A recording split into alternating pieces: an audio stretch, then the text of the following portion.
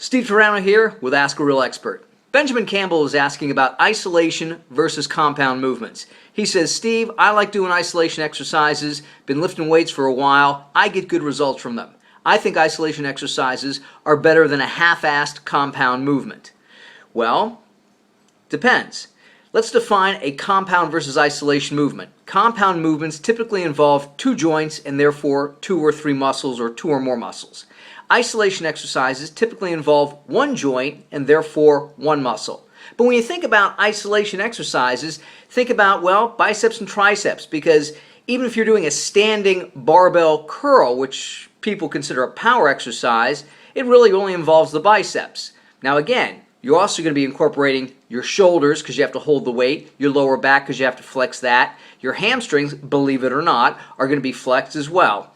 So when we talk about pure isolation movements, we think of maybe some obscure exercises where you have a dumbbell behind your head and you're trying to do one arms, or maybe one arm concentration curls, leg extensions, that would be a isolation movement, maybe leg curls, but it's really hard to isolate one muscle without contracting the rest of the body in some type of support fashion. I mean, when I'm doing push downs, my chest is tight, my shoulders are tight, your abs are tight.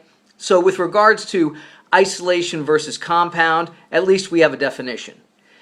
With regards to any exercise program, if you train harder, meaning more weight, more reps, or more sets, you'll get more benefit. So if you like doing isolation exercises and you do them harder and with greater intensity, hey, they're going to give you more results, I should say, or better results. With regards to compound movement, because they incorporate two joints and a variety of muscles, you're able to handle more weight.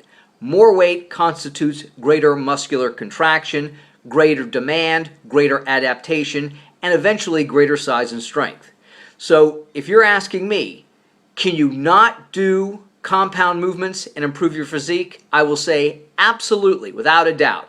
If I was in prison and I had one dumbbell but endless amounts of weight, I would use that dumbbell to the best of my ability to exercise in the greatest variety of fashions to create some of the best results I could do while I was in jail.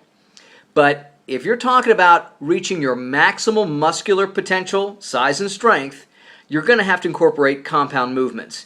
Now, when you say a half-assed compound movement, well, what does that mean? If somebody does standing curls, but they're cheating a little bit, but they're doing it with 200 pounds, hey, they're still moving 200 pounds. If somebody's bench pressing and they bounce a little bit at the bottom, hey, so what, they're bouncing a little bit, but they're doing 405 for 8. Big deal. So again, you think in terms of there's no absolutes. If you incorporate isolation or you like isolation exercises and you do them harder, great.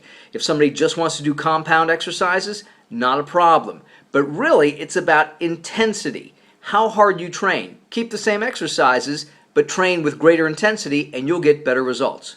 I'm Steve Turano. Train hard, train smart.